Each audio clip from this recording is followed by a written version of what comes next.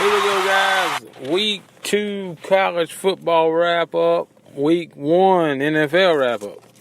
A lot of football this weekend. Just hit the major points here. I won't talk about the picks because I got backdoored in every which way I could imagine, and South Carolina just got whipped. But we'll talk about college to start with. Alabama.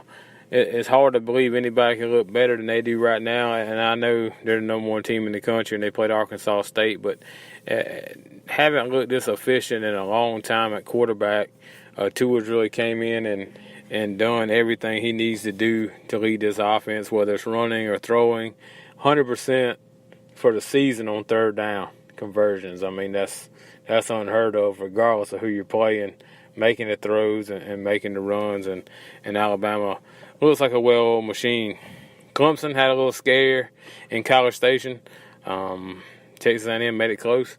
Came back, fumbled through the end zone, and ended up getting the ball back and coming back and within a 2-point conversion of tying that football game. Kelly Bryant, I think, really went head and shoulders above as quarterback right now.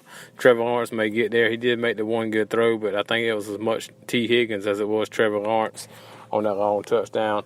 Kelly Bryant had some good throws, some good runs, scored a couple times, and I think you got to stick with Kelly Bryant from here out. Give Trevor Lawrence some time, of course, but Kelly Bryant's your guy in crunch time. Georgia, a big test against South Carolina, SEC's rival, usually a close game, and Georgia came out from the get-go and proved that they are the class of the SEC East, and it wasn't even close, really. Really good balance on offense. Defense played well and way better than South Carolina. Kind of a disappointing performance for South Carolina, who, 3 years ago was 3-9 and 6-6, and then 9 wins last season, and thought they was on the upswing. And not that you necessarily had to beat Georgia, but you think he'd play a little more competitive game. Stanford and Southern Cal was a fun matchup on the West Coast, primetime game. Southern Cal's got a true freshman quarterback, and they're still kind of rebuilding a bit. And Stanford does what they do, run the ball and play defense. And they held Southern Cal out of the end zone. Good performance by Stanford Cardinal. Penn State gets back on track. Thought they was a little suspect last week. Went to overtime with Appalachian State, but come back this week and blow the doors off Pittsburgh. Maybe they're one of the few teams in the Big Ten that's actually competitive. Arizona State got to get them a nod as well. 2-0 under Herman Edwards. Beat Michigan State, and who was ranked number 15. So big win there. A few disappointments. Pretty much the whole state of Florida has been a disappointment other than Central Florida. Florida loses to Kentucky for the first time in 30-plus years. And not a good way to start the Dan Mullen era. A lot of questions down there, I guess. Still got some suspensions going on, and you really shouldn't lose to Kentucky if you're Florida. That's just one of them deals. Going to be tough this week for Dan Mullen. And Florida State had to come from behind to beat Sanford. That's never good. A little disarray down in Tallahassee, and we'll see if Willie Taggart can get it straightened out. I'm not sure he can. Also, Kevin Sumlin, who was the Texas A&M coach, who was let go for Jimbo Fisher, is now 0-2 at Arizona with a Heisman Trophy candidate quarterback in Khalil Tate. Not good. I don't know what to do there as far as the season goes. It started off 0-2 and got some tough competition on the schedule. This could be a bad year for Kevin Sumlin. NFL, a lot of good action yesterday, a lot of good matchups, a lot of good hype around certain teams. Obviously, the Bills are terrible. Tampa Bay beats the Saints. A lot of people thought the Saints were destined for another run at Super Bowl. Their defense is garbage. Ryan Fitzpatrick lit them up.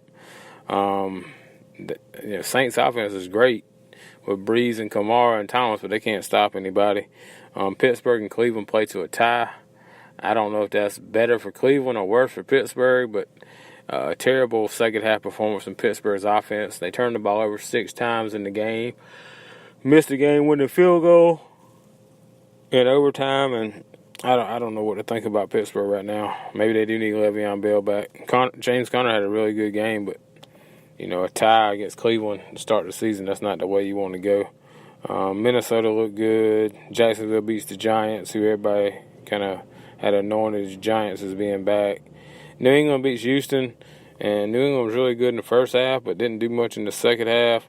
Deshaun Watson really didn't look that great.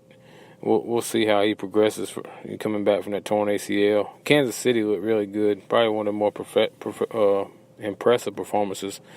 Pat Mahomes threw the ball well, ran when needed to, and the Chiefs beat the Chargers by 10. Good division win right there. Dallas looked really bad. That's all you can say about that. Dallas looked terrible. Carolina looked okay or good enough, but they lost 2 or 3 guys to injury. Greg Olsen being one of those guys, so we'll see how that goes, moving forward. Impressive performance of the weekend has to go to Aaron Rodgers. Aaron Rodgers just carted off in the first half. Thought, the season was hanging in the balance, much less the game, and he comes back out the second half and try to give it a go, and next thing you know, he leads a comeback down 20 with a long touchdown pass to Randall Cobb in the fourth quarter, and Green Bay steals one. Chicago actually played pretty well. I think the offensive coordinator was scared to give the ball to Trubisky in the second half, and it come back to bite him trying to play conservative. But anyway, Aaron Rodgers, earning that signing bonus as well as Khalil Mack. Khalil Mack in that first half had a sack, a fumble recovery, an interception, a touchdown, fumble calls, I think, some crazy stat line. And he's earning his money as well. But Aaron Rodgers was the talk of the night last night, and the Packers are 1-0. Got 2 games tonight, which is great. 2 Monday night games. Not great competition-wise, but it'll be fun to watch. See what the Jets and Lions have, and see what John Gruden's going to do with the Raiders versus the Rams. John Gruden's probably going to get smashed, I'd imagine. And I don't really care about the Detroit Lions and New York Jets. I take the Lions just because I can't bet on the Jets and a rookie quarterback. But good action this week. Lots of things going on this week.